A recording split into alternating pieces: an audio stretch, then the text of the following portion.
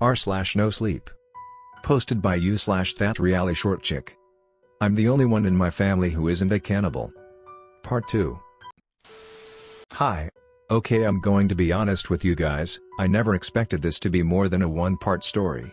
I didn't expect to get so much help and advice from you guys, and I'm incredibly grateful. I've tried to respond to every comment, but they all started to run together.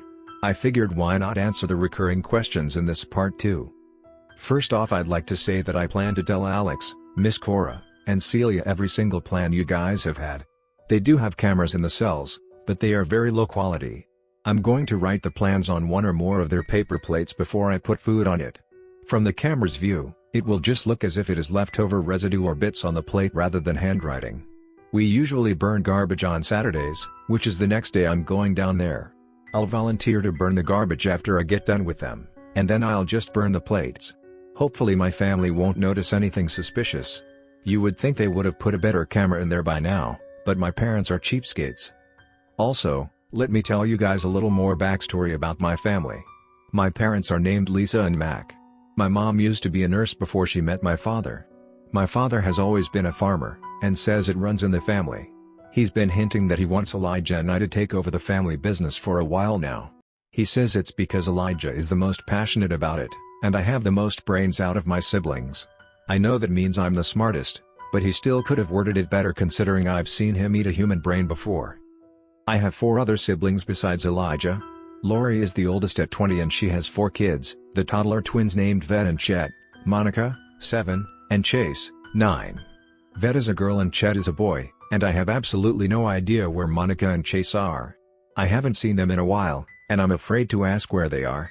Their father is, in the picture, but not how you would think. I'll get to that later if you guys are interested because it doesn't matter a whole lot now. After Lori is John, 19. Then Elijah, 18, then me, then Clara, 15, and then Randy, 11.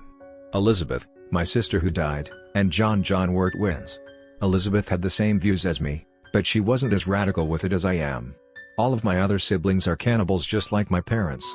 I saw a comment about me being the black sheep in my family, and I honestly think I'm the textbook definition of a black sheep at this point. My mom told me they started each of us children out on flesh whenever we were babies, but she said I always spit it out. I have a feeling Elizabeth was the same way, but I've never been able to find out for sure because they act like she never existed. We all share bedrooms because our house is so small. It's very old and creaky because it's been in the family so long, so we usually get woken up by someone just simply going to the bathroom at night. It also causes our dogs to freak out over a possible intruder even though barely no one ever comes to our house. Unless they haven't heard about us before, people tend to avoid us. The local cops are pretty much afraid of us and view us as taboo. Everyone in town pretty much does. I've tried to call them before when I was little, but whenever they actually showed up, my parents lied and said I was just playing with the phone and did it by accident. They just overall don't trust us because of all the wild rumors we've had placed upon us over the years. Stuff like we're witches and wizards who do black magic, we're lizard aliens from another planet, that's the most recent one I've heard from Lori, we're immortal, and all sorts of crazy other rumors. The cops would rather just not deal with us. They are scared too, and they are scared to face the judgment of the surrounding community we live in. A lot of you have also asked how I have access to the internet if I'm not allowed to speak to outsiders. I would tell you if I wasn't afraid for my outside connection safety. They already risked a lot to get me this phone. I'm not going to say how they got it, but it's a very cracked hand-me-down. The screen is so shattered I've cut my fingers many times while typing. The camera is also cracked, so I can't take pictures either. If I have to mention the outside connection at any point while writing, I will call them Eagle. Eagle, if you're reading this, I'm extra grateful to you. Our story would not be known at all if it wasn't for you, and I would not be getting help for the people I love. Now that I've cleared a few things up, I'm going to continue with what happened after I left the cells. Today is Thursday, and I won't be able to see them again until Saturday. I walk through the back door into the kitchen and am greeted by my dad. "Ah. Angelica, sweetie. I'm so proud of you for finally facing your fears with the pigs." He spreads his arms wide, signaling me to come hug him, and I sheepishly listen. "Maybe one day, it'll be you and Elijah running the farm. Wouldn't you like that?" He grins at me, waiting for an answer, but luckily Chet runs through the kitchen and distracts him. I quickly run upstairs to my room as he starts baby-talking the little toddler. I fall back into my bed and let out a long sigh. Visiting them always ended up making me sad, but Alex and Miss Cora were the closest thing I had to real family on the farm. I wasn't too fond of Celia yet, but no one deserved what my father planned on doing to them. Whatever that horror may be.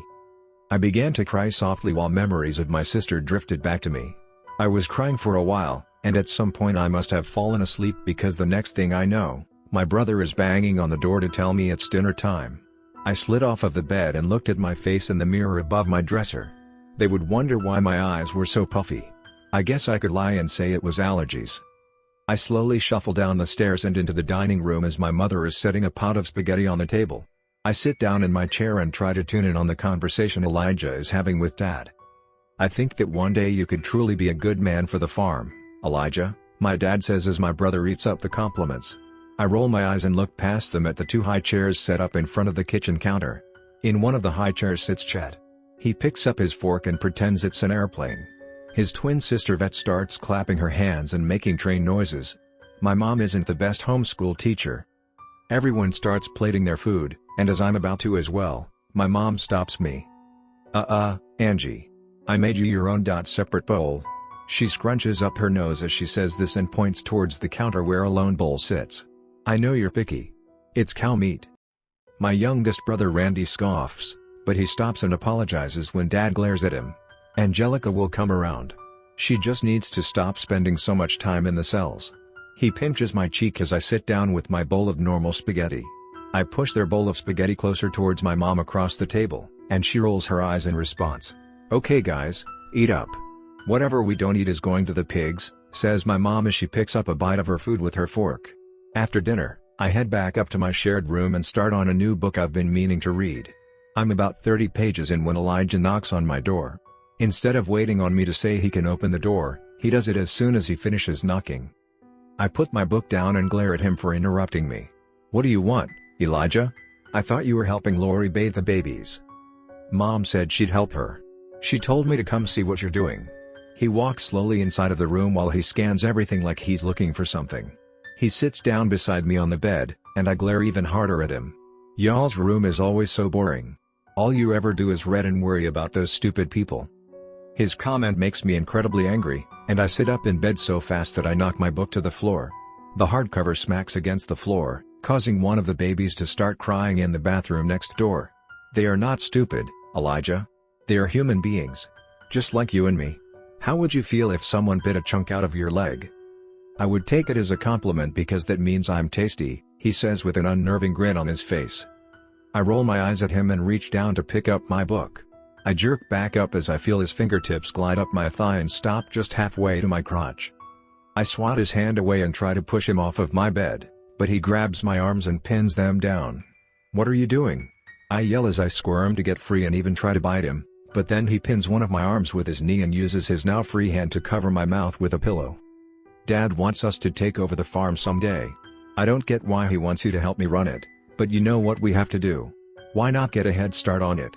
He smirks at me and starts to lean towards my neck. Before he can do anything, I knee him in the groin and roll him off of me. He lands with a loud thud, which causes both of the babies to scream bloody murder. Our older sister Lori runs into the room, eyes like a deer in headlights. "What the hell are you two doing? You keep scaring Chet and Vet." She notices Elijah on the floor, close to tears, and pokes him with her foot. "What's wrong with you, you big baby?" I lie on my back, feeling completely dizzy with the overwhelming fact that I'm nothing like the average teenage girl in the book I'm reading.